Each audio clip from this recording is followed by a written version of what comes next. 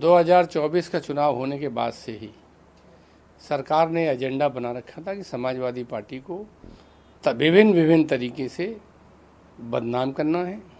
जो भी अपराध हो रहे हैं उसमें असली अपराधियों को किनारे करके, मुख्य अभियुक्तों को किनारे करके किसी न किसी को दाएं बाएं से ऐसा जोड़ा जा रहा था कि समाजवादी पार्टी से उन्हें जोड़ के बदनाम कर सकें।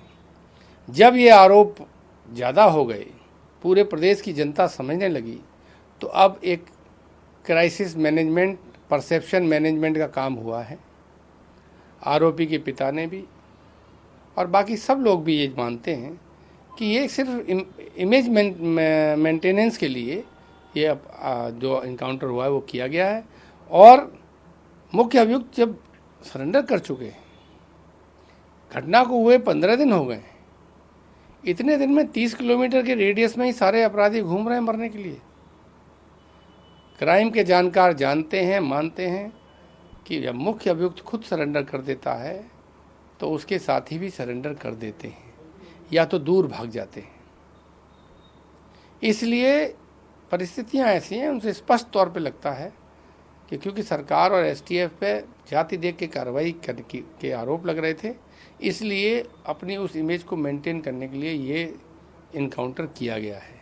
जितना पहला इनकाउंटर गलत था उतना ही ये इनकाउंटर गलत है। और कमज़ोर सरकारें और कमज़ोर नेता ही ये करते हैं जो सही कार्रवाई करने की जगह अपनी इमेज बचाने के लिए लोगों की जान लें। कानून सजा उसको मिलनी चाहिए। सर साथ कह रहे हैं कि जो सरकार ये जानबूझ के कर रही है क्योंकि अयोध्या से वो सीट हार गई है और वो उनका बेटा जो है चुनाव लड़ने वाला है, इसलिए वो जानते हैं कि जीत जाएगा, इसलिए ऐसा कर रहे हैं। ये अवधेश नहीं कह रहे, सब लोग जानते हैं। जहाँ जहाँ उपचुनाव होना है वहीं पुलिस ज़्यादा सक्रिय क्यों दिख रही है? उन्हीं जो संभावित उम्मीदवार हो सकते हैं उन्हीं लोगों पे कार्रवाई क्यों हो रही है? करहल में चेयरमैन के ऊपर कार्रवाई हुई, मिर्जापुर में मजमा में इलेक्शन है तो वहाँ के उम्मीदवार के खिलाफ कार्रवाई हुई।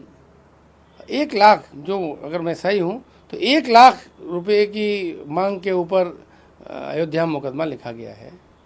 तो सरकार बिना जांच किए इतनी तेज़ी से मुकदमा लिख रही है और कार्रवाई तेज़ी दिखा रही है, ये दबाव बनाने की रणनीति है।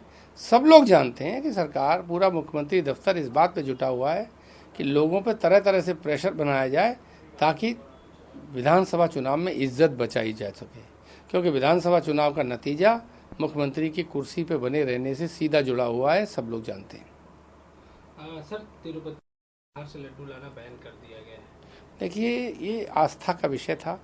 लोग बड़ी श्रद्धा से पूजा पाठ करने जाते हैं और अगर इस तरह की खबरें आती है तो उनका मन टूट जाता है, दिल टूट जाता है। तो धर्म के मानने वालों की अपनी जैसी नाराज़गी हुई है तो उस नाराज़गी के कारण अलग अलग तरह की प्रतिक्रिया हैं। मुझे लगता है कि सरकार को इस पर स्पष्ट तौर पर काम करना चाहिए और स्पष्ट जांच कराकर इस पर लोगों के मन की शंका को दूर करना चाहिए ताकि एक रूपता से काम हो सके। और वैसे भी अडल्ट्रेशन एक बहुत ही स्वास्थ्य के लिए भी खराब चीज़ है, इस पर सरकार को पहले ही सख्त कानून बनाना ही चाहिए।